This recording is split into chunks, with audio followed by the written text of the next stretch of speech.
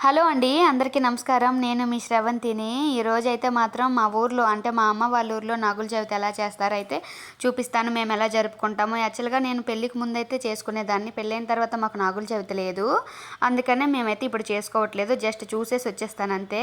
పుట్టలో పాలు ఇంకా నువ్వులుండలు అవేమైతే వెయ్యము. సో మా ఊర్లో నాగుల చవితి ఎలా చేసుకుంటామో ప్రాసెస్ అయితే చూసేద్దాం. మార్నింగ్ లేచిన తర్వాత అందరూ తలంటు స్నానం చేసుకొని ఇంకా ఏం చేస్తామంటే మా నాన్న వాళ్ళు ఇంకా అందరూ మా ఫ్యామిలీలో ఉన్న వాళ్ళందరూ నువ్వులు బెల్లము కలిపి అందరము కలిపి ఒక రోల్ ఉంటుంది కదా, ఆ రోల్లో బెల్లము నూలు పాలు దంచుతాము. దంచి ముద్ద చేస్తాం, చిమ్మిలి ఉండలు. ముద్ద చేసిన తర్వాత అదే అందరూ మూడు మూడు ఉండలు అయితే నాగుల చవితిలో పుట్టలో వేస్తాము. పాలు వేస్తాము, ఇంకా గుడ్లు కూడా వేస్తాము. గుడ్లు పాలు నువ్వులుండలు అయితే వేస్తాం. ఫస్ట్ అయితే వస్త్రం సమర్పించేసి మేమైతే పూజ చేసుకుంటాము. అక్కడే టపాకాయలు కూడా పేల్చుకుంటాము. ఎందుకంటే దీపావళి తర్వాత మేము దివ్వి దీపావళి అమావాస్య వచ్చేపోయే నాగుల చవితి అని చెప్పుకొని బొద్దు ముట్టించుకొని ఇంకా నాగుల చవితికి అయితే మేము పూజ అయితే చేసుకుంటాము. కొంచెం మందే, ఎందుకంటే అందరూ హైదరాబాద్లో ఉండిపోయారు, ఎక్కడికక్కడ స్ట్రక్ అయిపోయారు. సో తక్కువ మందే వచ్చారు. ఉన్నవాళ్ళు మా ఫ్యామిలీ మాత్రం మిస్ అవ్వరు. నాగుల చవితికి అందరూ చక్కగా చేసుకుంటారు. మా స్వామి అయితే స్వామి మాల వేశారు. ఇక్కడ మా స్వామి వేశారు, అక్కడ మా స్వామి వేశారు. ఈయన మా నాన్న స్వామి. జయగడ్ అయితే వేసేస్తున్నాడు. అందరూ మిస్ అయిపోయారు కానీ జయగడ్ మాత్రం మిస్ అవ్వలేదు. సో నువ్వులుండలు పాలు గుడ్లు అయితే వేసేసాడు. ఇది మా నాన్నమ్మ గుండము. ఇక్కడ చుట్టూ గడ్లు మొక్కలు ములిసేసాయి. ఇంకా అవన్నీ కంపల్లాగా ఉన్నాయి కదా, అవన్నీ తీసేసి కొంచెం ముగ్గు పెట్టి కల్లాపు జల్లి ఇంకా చేసుకుంటున్నాము పూజ. మా నాన్నమ్మ గారు చనిపోయిన తర్వాత అక్కడ మేము గుండం కట్టుకున్నాము. అవన్నీ అమ్మవారిగా పూజిస్తాం. దీపావళికి తెచ్చుకున్న టపాకులే కొన్ని ఉంచుకుంటాము. అవే నాగుల చవితికి అయితే పేల్చుతాము. చిచ్చురుబుడ్లు అయితే మాకు భయం బాబాయ్. చిచ్చురుబుడ్లు టపాకాయలు కాకర పువ్వొత్తులు అన్నీ పేల్చుకుంటాం. చిన్నపిల్లలు అయితే సరదాగా ఆడుకుంటాము. చవితికి ఫ్యామిలీ వాళ్ళందరం కూడా కలుస్తాము. చక్కగా అయితే చేసుకుంటాం. అందరూ రెడీ అయిన తర్వాతనే బయలుదేరుతాం. అది మా కళ్ళంలో పొట్టు ఉంటుంది, ఒక 2-3 పొట్లు ఉంటాయి. ఇప్పుడు చాలా పెద్దగా అయిపోయి భయం వేసింది కూడా. అక్కడ పెద్ద నాగుపాము కూడా ఉంటుంది. అందరికీ భయం ఆ పెద్ద పుట్టని తవ్వడానికి. సో అందరూ మా నాన్నలు చిన్నాన్నలు పెదనాన్నలు అందరూ కలిసి అయితే తవ్వుతారు ఆ పుట్టని.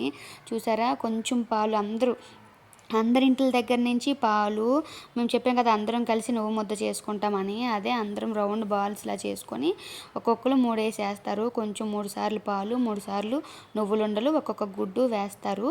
పసుపు కుంకుమ అక్షంతాలు పువ్వులు వేసి ఆ తల్లికి ఆ నాగుల చవితి దేవుడికి దండం పెట్టుకుంటాము మేమైతే. ఇంకా 2 దగ్గరలో అయిపోయిన తర్వాత చిన్న ఫోటోషూట్లా చేసుకుంటాం. సరదాగా అక్కడ వరిచేను ఉంటుంది. అప్పటికే కోతలు ఏమి అవ్వవు, వరిచేను పండుతుంది కదా. సో అక్కడ కొంచెం ఫోటోస్ తీసుకొని సరదాగా కొంచెం గేమ్స్ ఆడుకుంటాం. అప్పుడైతే ఉయ్యాలు ఉండేది మాకు, బాగా ఊగి ఆడుకునే వాళ్ళం. ఇప్పుడు పెద్ద అయిపోయాం కదా మేము. సో మా వాళ్ళు ఎవరూ లేరు అక్కడ. అమ్మ నాన్న పిన్ని పెద్దమ్మ చిన్నాన్న వాళ్ళ వరకే ఉన్నారు. పిల్లలు అందరూ బయటకు వచ్చేసారు. పిల్లలు మనవడు మనవరాళ్ళు అందరూ కూడా హైదరాబాద్ వైజాగ్ అలా వచ్చేసారు. సో అందుకే వాళ్ళ వరకే వాళ్ళు. అక్కడ చిన్న బట్టు ఉంటుంది, బట్టులో పిల్లలు అందరూ చక్కగా ఆడుకునేవాళ్ళు. మా పిల్లలు అక్కడ ఉండేటప్పుడు కూడా చక్కగా ఆడుకునేవాళ్ళు. చూడండి మా ఆది అయితే ఉంది, ఆడుకుంటుంది. జయగడ ఆది అయితే ఆడుతున్నారు. ప్రస్తుతానికి మా బ్యాచ్ ఇది. ఇంకా పెద్ద బ్యాచ్ ఉండేది. ఎప్పుడు మళ్ళీ కలుస్తారో మరి చూడాలి. అంటే చవితి రోజు మాత్రం తప్పకుండా అందరూ చాలా బాగా కలుస్తాము.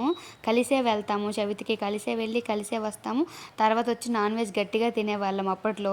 ఇప్పుడైతే కార్తీక మాసాలు పూజలు పురస్కారాలు అనుకొని ఫుల్ బిజీ అయిపోయారు. అందుకే చవితికి నాన్ వెజ్ అయితే ఏం తినట్లేదు. కానీ మేము దివాళీ అయిపోయిన తర్వాత చవితికి నాన్ వెజ్ తినేసి మేము అప్పటి నుంచి కార్తీక మాసాలు స్టార్ట్ చేసేవాళ్ళం అప్పట్లో మేము చిన్నప్పుడు. ఇప్పుడైతే మాత్రం అందరూ ఫుల్ బిజీగా పూజల్లో ఉన్నారు కదా. సో సరదాగా ఈ బట్టలను కూడా కార్తీక మాసాలు స్నానాలు చేసుకునే వాళ్ళం. వాటర్ తక్కువ ఉంది కానీ అప్పుడైతే కొంచెం వాటర్ ఎక్కువే ఉండేది. ఇక్కడే స్నానాలు చేసుకొని దీపాలు పెట్టుకొని అరటి డప్పల్లో దీపాలు కూడా వదిలే వాళ్ళం ఇక్కడే.